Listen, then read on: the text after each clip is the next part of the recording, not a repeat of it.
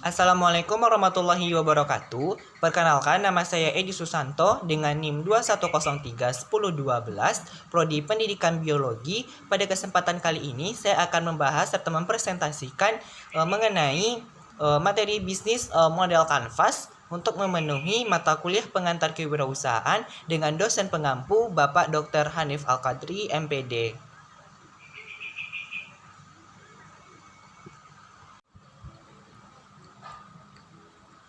Nah, pada kesempatan kali ini, di sini saya itu membahas bisnis model kanvas. Nah, di sini saya akan membahas 4 materi. Yang pertama yaitu bisnis model, apa itu bisnis model kanvas. Yang ketiga yaitu elemen-elemen dari bisnis model kanvas dan model bisnis dan kaitannya. Nah, yang pertama di sini saya akan membahas yaitu apa pengertian dari bisnis model atau bisnis model. Bisnis model itu menurut Whelan dan Hanger itu merupakan suatu metode yang digunakan oleh sebuah lembaga atau perusahaan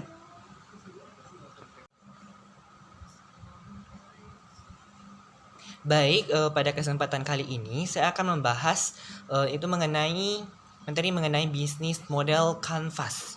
Di sini saya akan membahas menjelaskan atau menyebutkan terlebih dahulu pokok-pokok yang saya akan bahas terlebih dahulu ya. Di sini saya akan membahas yang pertama yaitu apa bisnis model itu, yang kedua itu bisnis model kanvas, yang ketiga yaitu elemen-elemen dari model bisnis kanvas itu, bisnis model kanvas. Nah, yang selanjutnya yaitu model kanvas dan kaitannya. Yang pertama saya akan membahas terlebih dahulu yaitu apa itu bisnis model atau model bisnis. Nah, dari definisi yang disampaikan atau diutarakan oleh Whelan dan Hanger yaitu definisi dari bisnis model ini menurut Whelan dan Hanger itu merupakan suatu metode yang digunakan oleh sebuah lembaga atau perusahaan dalam rangka menghasilkan uang atau material di lingkungan bisnis. Nah, dalam perusahaan atau lembaga yang beroperasi.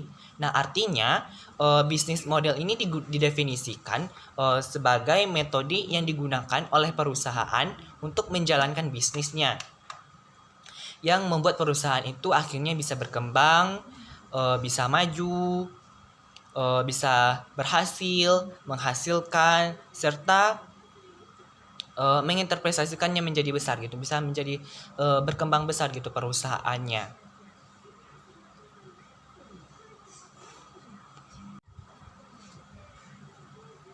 Nah, selanjutnya yaitu yang kedua, yaitu saya akan membahas tentang mengenai bisnis model kanvas atau model bisnis kanvas. Nah, di sini yang harus kita ketahui itu apa itu sih bisnis model kanvas atau model bisnis kanvas itu tersendiri. Bisnis model kanvas itu adalah suatu strategi manajemen yang digunakan perusahaan untuk merancang perencanaan bisnis perusahaan berdasarkan dari proporsi nilai perusahaan, dari proporsi nilai perusahaan, produk, infrastruktur, pelanggan, dan keuangan. Nah, pertama kali hal ini atau bisnis model kanvas ini pertama kali diciptakan oleh Alexander Osterwender pada tahun 2005.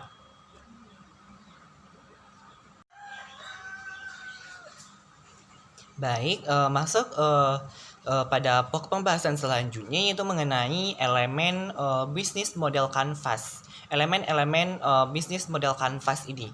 Elemen yang pertama yaitu seperti sebelumnya sudah saya jelaskan itu kan apa itu sih model bisnis model kanvas itu. Yang pertama itu kan tadi ada saya jelaskan itu ada proporsi nilai, ada produknya, infrastruktur dan lain-lain sebagainya kan. Nah, di sini ada juga gitu elemen-elemen dari model bisnis bisnis model kanvas ini.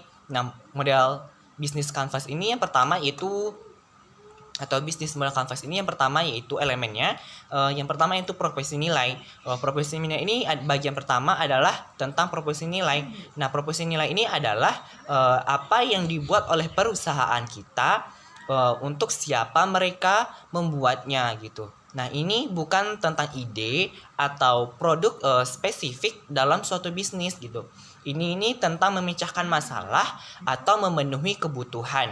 Nah, ini juga tentang untuk siapa yang akan memecahkan masalah ini. Nah, setelah itu untuk mengetahui masalah apa yang harus kita pecahkan gitu dan untuk siapa gitu yang menyelesaikannya gitu. Apa kita dapat mengetahuinya sebenarnya produk dan layanan dari kita tersebut. Nah, disinilah kita membuat daftar gitu semua manfaat dan fitur-fitur produk kita dan apa yang mereka lakukan untuk menyelesaikan masalah ini.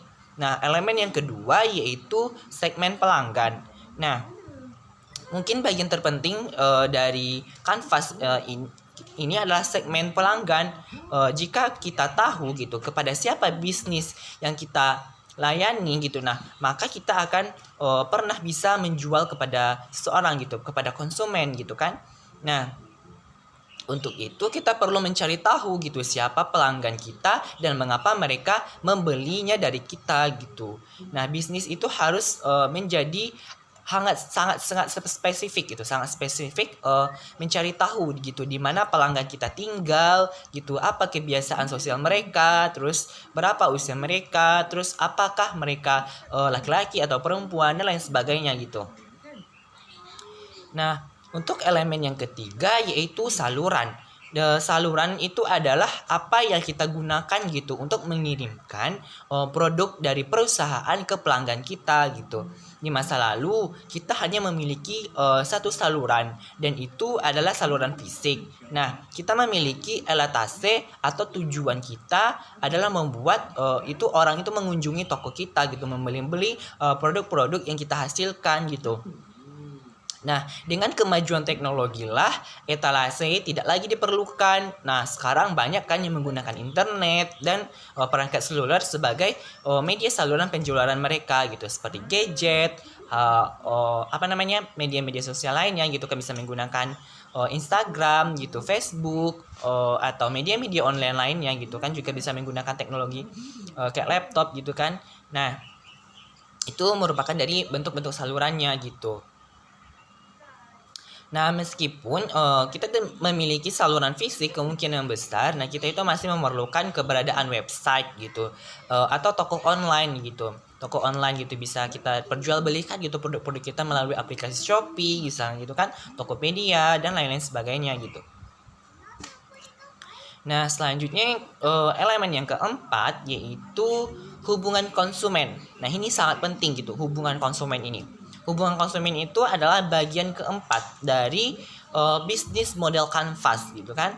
Bagian ini membahas tentang bagaimana kita mendapatkan pelanggan gitu. Bagaimana kita mendapatkan pelanggan, bagaimana kita mempertahankan pelanggan itu, dan bagaimana kita mengembangkan pelanggan itu bisa menjadi banyak gitu kan, bisa orang-orang itu membeli gitu produk-produknya ke kita gitu.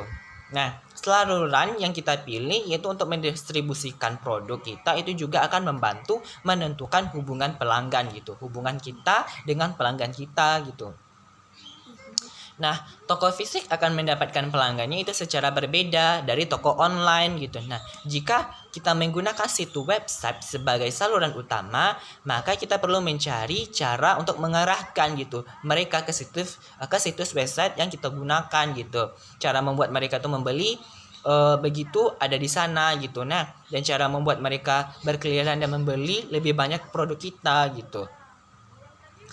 Sama seperti langkah sebelumnya atau elemen sebelumnya, ini hanya hipotesis di hari pertama dan akan diketahui seiring pertumbuhan bisnis kita gitu.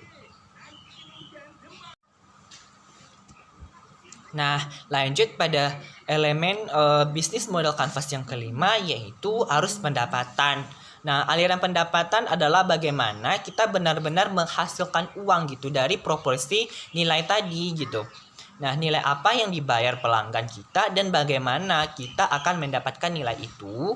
Nah, tergantung pada perusahaan kita gitu. Ini bisa berupa model penjualan gitu, model penjualan langsung, model penjualan premium, model itu langganan atau model lisensi. Nah, model yang kita pilih itu bergantung pada bisnis kita, dan bisnis kita itu dapat menggunakan beberapa model pendapatan. Nah, arus pendapatan ini bukan tentang harga sebenarnya dari produk Anda, ini hanya sebagai atau memperoleh pendapatan tersebut gitu, kayak gambaran dari pendapatan kita gitu. Nah, selanjutnya elemen yang keenam yaitu sumber daya. Sumber daya ini, bagian sumber daya ini merupakan juga termasuk dari elemen itu bisnis model kanvas gitu. Itu merupakan sumber daya kita gitu. Inilah yang kita butuhkan gitu, yang Anda butuhkan atau sebagai seorang pengusaha gitu kan, untuk menjual produk Anda atau produk kita. Misalnya saya kan jadi sampai bisnis gitu. Nah, lalu itu aset yang dibutuhkan itu agar bisa sukses gitu. Nah, sumber daya itu terpenting bagi banyak perusahaan baru adalah pembiayaan. Nah, apakah kita atau misalnya Anda memiliki cukup nilai kas untuk mendanai bisnis kita gitu. Nah, apakah kita akan membutuhkan pendanaan atau jalur kredit gitu kan? Nah, ada juga kebutuhan fisik seperti toko, pabrik, atau truk pengiriman. Nah, kita mungkin membutuhkan kekayaan intelektual sebagai paten dan daftar pelanggan. Nah, kita mungkin juga membutuhkan tenaga penjual, pemrograman, dan produsen yang baik dan kuat gitu. Selanjutnya yaitu elemen dari bisnis model kanvas yaitu mitra utama. Mitra utama adalah orang dan perusahaan yang akan membantu kita dalam mengembangkan bisnis. Nah, ada beberapa hal yang tidak akan dapat dilakukan sendiri gitu. Nah, jadi kita atau misalnya Anda gitu sebaiknya bermitra dengan orang yang dapat melakukannya dengan kita gitu. Terus dua dari kemitraan paling umum adalah itu pemasok dan pembeli. Nah, dua pertanyaan utama yang perlu kita tanyakan pada diri kita sendiri sebelum membantu kemitraan itu adalah apa yang akan kita dapatkan gitu dari mereka dan aktivitas apa yang mereka lakukan gitu. Nah, jika kita memiliki bisnis baru atau Anda memiliki bisnis baru yang hanya dikelola oleh satu orang, nah kemitraan Anda itu atau kemitraan itu kemungkinan akan berbeda dengan kemitraan yang dimiliki perusahaan yang lebih besar gitu. Misalnya di tahun pertama gitu Anda mungkin gitu kan memilih untuk melakukan semuanya itu sendiri gitu, hanya untuk menghemat uang gitu kan, untuk menghemat pengeluaran gitu, pembiayaan. Nah, saat bisnis Anda berkembang, nah maka Anda itu akan dapat berinvestasi gitu, dapat berinvestasi dalam kemitraan yang dapat menghemat waktu dan membantu meningkatkan keuntungan dari perusahaan Anda sendiri gitu.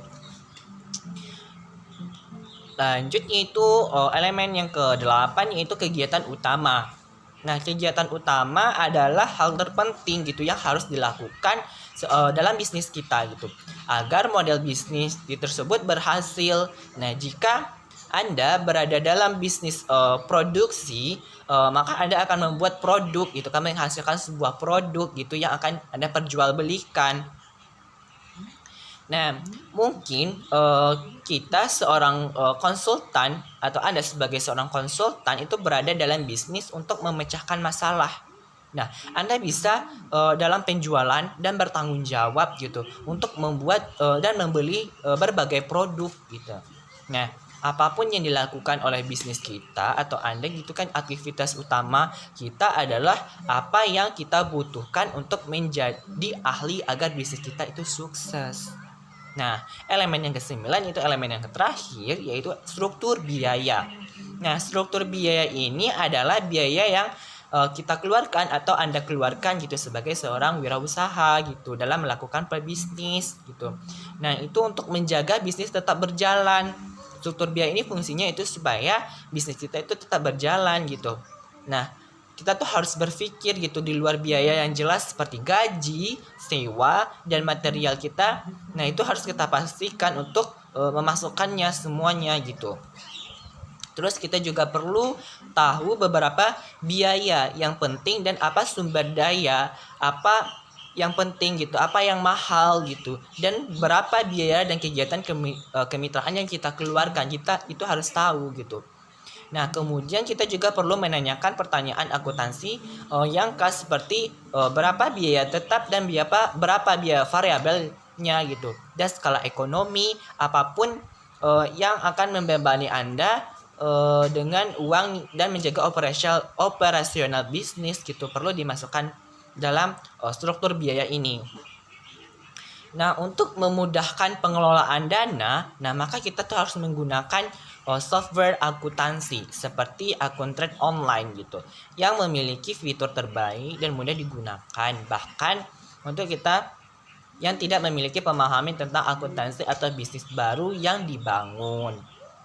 Nah, kita perlu mencoba menggunakan akun Accurate online itu melalui misalnya tautan-tautan gitu.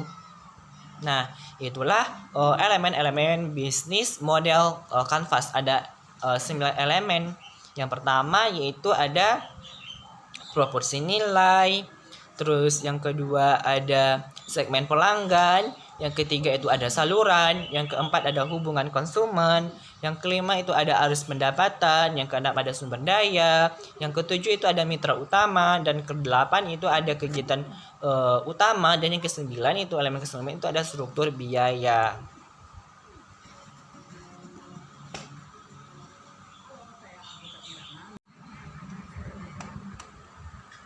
Baik, dengan demikianlah yang dapat saya sampaikan dan saya presentasikan pada kesempatan kali ini, yaitu mengenai materi bisnis model Canvas. Nah, di mana saya tadi ada beberapa membahas pokok pembahasan, yaitu model bisnis model, terus ada bisnis model Canvas, lalu ada elemen-elemen bisnis model Canvas. Nah, mohon maaf apabila ada kekurangan dan kesalahan dalam penyampaian pada kesempatan kali ini.